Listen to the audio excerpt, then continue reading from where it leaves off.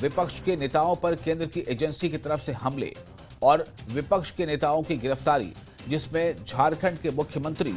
और दिल्ली के मुख्यमंत्री अरविंद केजरीवाल, कांग्रेस के बैंक खाते फ्रीज किया जाना और दूसरे तमाम मसले पर यह रैली है। लोकसभा चुनाव के बीच आयोजित इस रैली में इंडिया अलायंस यानी जो INDIA यानी Indian national developmental inclusive alliance के घटक दलों की तरफ से वो तमाम मुद्दे उठाए जाएंगे जिन पर वो अब तक केंद्र सरकार को घेरते रहे हैं। मुंबई में राहुल गांधी की न्याय यात्रा की समाप्ति के मौके पर आयोजित रैली के बाद विपक्ष की ये सबसे बड़ी रैली होने जा रही है। रैली में महबूबा मुफ्ती और डॉक्टर फारूक अब्दुल्ला भी शामिल होंगे। पर एक बड़ी रैली का आगाज आज यहाँ पे होते हुए नजर आएगा। राजधानी दिल्ली के रामलीला ग्राउंड में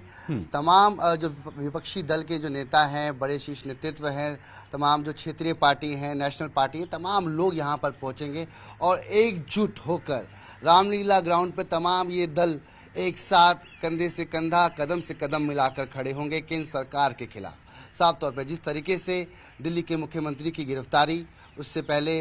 झारखंड के मुख्यमंत्री की गिरफ्तारी, और कहीं ना कहीं ये सवाल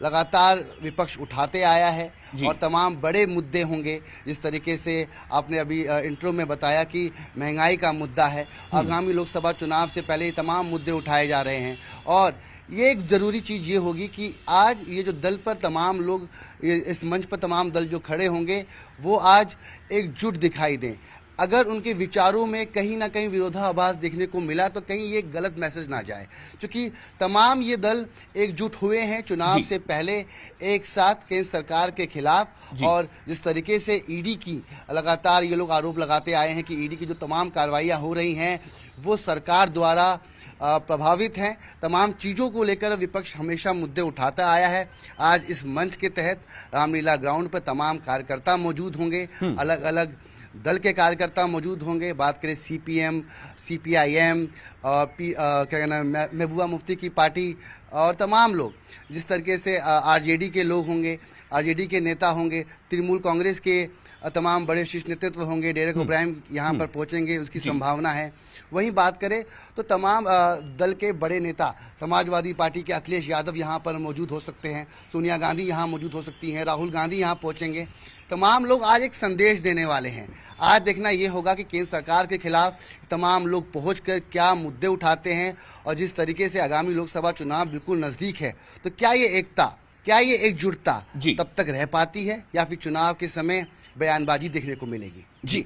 तो जो दल इसमें शामिल हो रहे हैं, सबसे अहम उसमें यह भी है कि इसमें doctor Farooq Abdullah national conference की तरफ से आने वाले जैसा कि सूचना है, और PDP की जो सदर हैं महबूबा मुफ्ती वो भी इसमें शामिल होंगी। तो रवि, क्या ये माना जाए कि इससे पहले जहां भी कहीं INDIA की जो रैली हुई है वो कहीं ना कहीं कंप्लीट नज़र नहीं आ रही थी? महाराष्ट्र में कुछ दल के लोग उसमें शामिल नहीं थे, उससे पहले जो बिहार में थी वहां भी कई दल के लोग थे, लेकिन कुछ दल के लोग वहां भी शामिल नहीं थे। तो क्या ये माना जाए कि चाहे वो पटना में रैली हुई हो, चाहे महाराष्ट्र में यानी मुंबई में, तो ये रैली ऐसी रैली होने जा रही है इंडिया की जिसमें शायद इन दोनों के मुकाबले ज़्यादा दलों के प्रतिनिधि इस रैली में मौजूद होंगे? बिल्कुल, देखिए आज मंच पर देखना दिलचस्प होगा कि तमाम जो दल है उनके शीर्ष नेतृत्व यहाँ पहुँचते हैं, किस तरीके से उनका बॉडी लैंग्वेज होता है, कैसा वो जेस्चर होता है। आज के दिन के लिए ही वो यहाँ मंच पर हैं या फिर ये एकता, ये एकजुटता आगे भी रहने वाली है लोकसभा चुनाव तक, लोकसभा चुनाव के बाद तक। मगर जिस तरीके से कई हमने बयान देखे, हमने इससे पहले की रैलियाँ देखी, वहाँ पे कहीं ना कहीं इनके बयानों में भिन्नता दिखी। और जिस तरीके से लोकसभा चुनाव में टिकटों को लेकर, टिकट शेयरिंग को लेकर कहीं ना कहीं पेच फंसते हुए नजर आया, उम्मीदवारों के चयन में काफ़ी दिक्कत मशक्कत का सामना करना पड़ा, तमाम चीज़ें हैं। मगर अब जब देश में जिस तरीके से ये लोग तमाम मुद्दे उठा रहे हैं कि देश में इस तरीके से गलत हो रहा है, ईडी का दुरुपयोग कर रही है केंद्र सरकार और लगातार कांग्रेस और विपक्षी दलों पर निशाना साधा जा रहा है, अरविंद केजरीवाल की गिरफ्तारी हो गई, आम आदमी पार्टी के कई ऐसे मंत्री हैं जिनको गिरफ्तार कर लिया, अभी वो सलाखों के पीछे हैं। इस तमाम चीज़ों को देखते हुए आज कहीं ना कहीं तमाम दलों को अरविंद केजरीवाल के साथ समर्थन में खड़ा रहना है। और ये रैली आप मुख्य रूप से देखें तो कहीं ना कहीं केंद्र सरकार के खिलाफ तो है, मगर अरविंद केजरीवाल की बात करें तो उनकी गिरफ्तारी को लेकर आज एक बड़ा एक यहाँ से एकजुटता देखने को मिलेगी और उसको लेकर भी हम यहाँ पे कई ऐसे बयान सुन सकते हैं जब रामलीला ग्राउंड पे तमाम नेता बिल्कुल आप साथ बने रहे। रवि, इस वक्त हमारे साथ जम्मू से जुड़ चुके हैं समीर भट्ट, हमारे रिपोर्टर। समीर, रैली दिल्ली में होगी रामलीला मैदान में, लेकिन उसमें जो भागीदारी है वो जम्मू कश्मीर से भी होगी। जम्मू कश्मीर से कौन कौन से दल के नेता वहां पहुंचने वाले हैं समीर? देखिए, अभी तक जो हमें जानकारी है, पीडीपी की चीफ महबूबा मुफ्ती वो तो कल ही पहुंच गई थी, और नेशनल कॉन्फ्रेंस के जो प्रेसिडेंट है और former chief minister doctor Farooq Abdullah, वो भी इस रैली में शामिल होंगे। जाहिर तौर पर ये आप देख लीजिए, इंटरेस्टिंग बात यह है कि दोनों पार्टियां जो नेशनल कॉन्फ्रेंस और पीडीपी, अगर जम्मू कश्मीर की राजनीति की बात करें तो लोकसभा इलेक्शन से पहले वो इकट्ठे थे, और यहाँ पे अगर हमने देखा कश्मीर वैली में भी और जम्मू में भी, जब भी यहाँ अपोजिशन की मीटिंग होती थी तो उसको चेयर कौन कर रहे थे, उनको कन्वे कौन कर रहे थे, वो डॉक्टर फारूक अब्दुल्ला करते थे, और उसमें पीडीपी चीफ महबूबा मुफ्ती जरूर होती थी, और उनका एक अच्छा रोल था। लेकिन जैसे ही लोकसभा इलेक्शंस की अनाउंसमेंट हो गई, दोनों पार्टियों में टकराव शुरू हो गया, और टकराव शुरू हुआ अनंतनाग लोकसभा सीट के लिए, क्योंकि पीडीपी चाहती थी कि लोकसभा इलेक्शन वो वहां से लड़े और उसको ये सीट मिले, लेकिन उमर अब्दुल्ला ने उस पर सख्त रवैया अपनाया, और अभी तक हालांकि दोनों पार्टियों में से किसी भी ने भी कैंडिडेट वहां पे घोषित नहीं किया, लेकिन जो खबरें आ रही हैं कि दोनों पार्टियां वहां से चुनाव लड़ेंगी। तो जम्मू कश्मीर में ये अलग अलग हैं। लोकसभा इलेक्शंस में फिलहाल दोनों पार्टियों ने अलग अलग राह अपना ली है, लेकिन नेशनल लेवल पे, क्योंकि इंडिया ब्लॉक के ये दोनों घटक हैं, दोनों हिस्सेदार हैं, और अभी आपने कुछ दिन पहले देखा कि मुंबई में जब रैली हुई थी शिवाजी पार्क में, जब राहुल गांधी का जो यात्रा थी, न्याय यात्रा, उसकी कल्मिनेशन हुई थी, उसका इख्तिताम हुआ था, तो उस दिन भी फारूक अब्दुल्ला और महबूबा ने उसमें शिरकत की थी। लेकिन अब दूसरी बार ये, पिछले अगर हम 15-20 दिनों की बात करें तो दूसरी बार इनको ये मौका मिल रहा है। लेकिन सवाल यही उठ रहा है कि अगर जम्मू कश्मीर की राजनीति में ये अलग अलग है, तो नेशनल लेवल पे ये दिखाना क्या चाहते हैं? पार्टियां दोनों एक दूसरे को यहाँ पे अटैक कर रही हैं, काउंटर अटैक हो रही हैं सियासी तौर पे, लेकिन जम्मू कश्मीर की सियासत में ये अलग अलग है, लेकिन जब नेशनल लेवल की सियासत है उसमें ये दिखा रही है कि हम एक दूसरे के साथ हैं। लेकिन ये सवाल तो बीजेपी भी उठा रही है कि अगर आप यहाँ पे लड़ रहे हो, एक दूसरे के खिलाफ बातें कर रहे हो, एक दूसरे के खिलाफ आप तरह तरह के इल्जामात लगा रहे हो, 87 की रिगिंग की बात कर रहे हो, पीडीपी एनसी पर इल्जाम लगा रही है या अटैक कर रही है, तो नेशनल लेवल पे आप दिखाना क्या चाहते हो? तो बीजेपी को एक मौका मिलता है जब भी ये स्टेज शेयर करते हैं, पीडीपी और नेशनल कॉन्फ्रेंस की लीडरशिप जब भी ये स्टेज शेयर करते हैं इंडिया ब्लॉक के अंडर,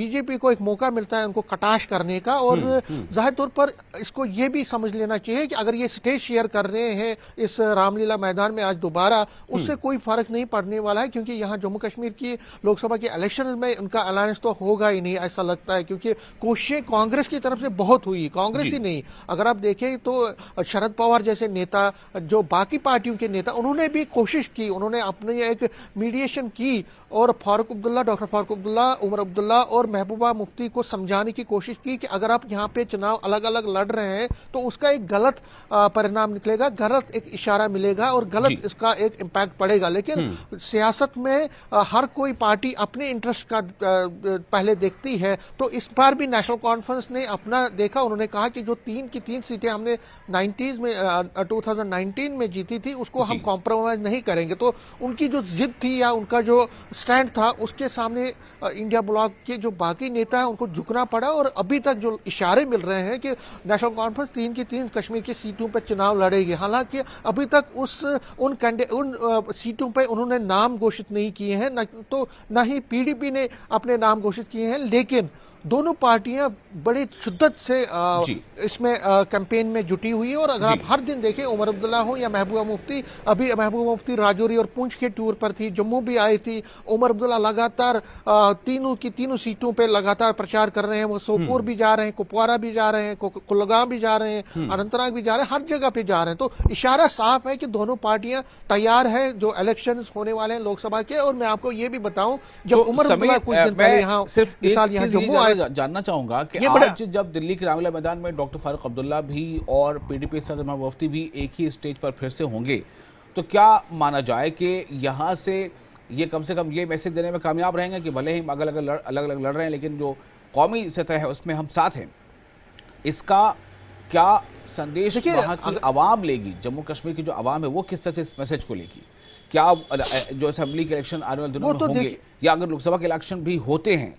तो क्या ये भी मुमकिन है कि पीडीपी का भी उम्मीदवार हो और एनसी का भी उम्मीदवार हो उसी हल्के से, तो फिर यहाँ एक साथ बैठने का मतलब क्या है दिल्ली के रामलीला मैदान में? देखिए विशाल, आपने जो बात कही वही मैं कहने वाला था। बात यह है कि जब उमर अब्दुल्ला कुछ दिन पहले यहाँ जम्मू आए थे, एक प्रेस कॉन्फ्रेंस हुई थी, उसमें उनसे मैंने बहुत सारे सवाल पूछे। तो एक सवाल मैंने ये भी पूछा था कि क्या असेंबली इलेक्शन जब विधानसभा पोल्स होंगे तो क्या आप अलहदा लड़ेंगे, क्योंकि आप लोकसभा इलेक्शन में अलग लड़ रहे हैं पीडीपी से। हालांकि कांग्रेस के साथ दोनों पार्टियां हैं, कांग्रेस के साथ उनका अच्छा है, कांग्रेस जम्मू और उधमपुर से लड़ रही है और यहाँ पे उनका कोई ज्यादा बेस नहीं है, तो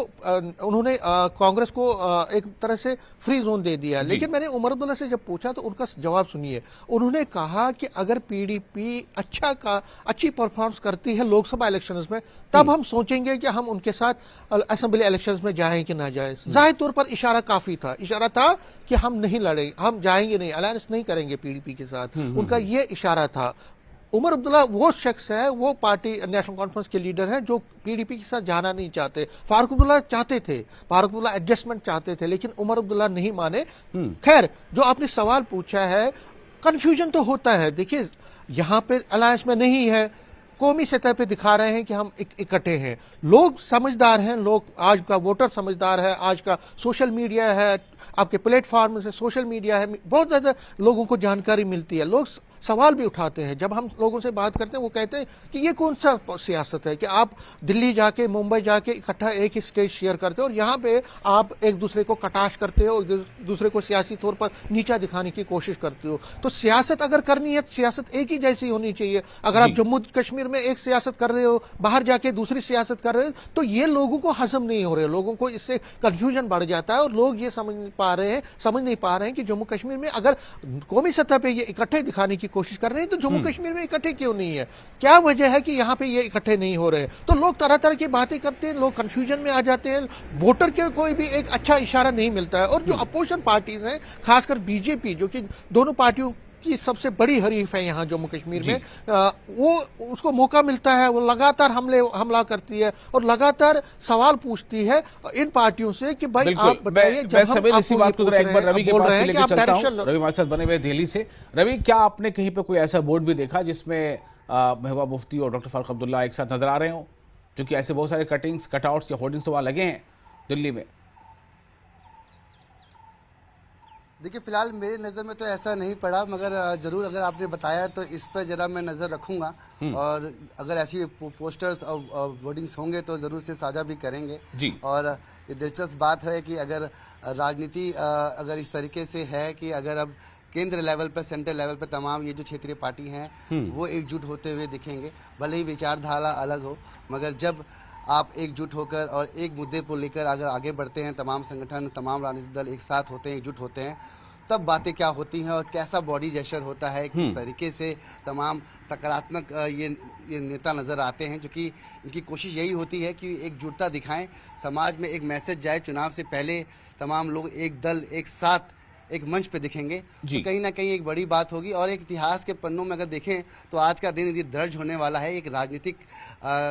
क्रम से देखें तो एक बड़ा एक घटना होने वाला है जिसमें तमाम लोग पहुंचेंगे और एक बड़ी यहाँ पे देखेंगे कि एक बड़ी बातें यहाँ रखी जाएंगी और तमाम बड़े नेता एकजुट होंगे। तो एक बड़ी खबर है राजधानी दिल्ली से आज कि रामलीला ग्राउंड पे जब ये तमाम 10 बजे के आसपास ये नेता पहुँचना शुरू होंगे, तब देखना दिलचस्प होगा कि किस तरीके से मंच से अपनी बात यहाँ पर रखी जाती है। जी।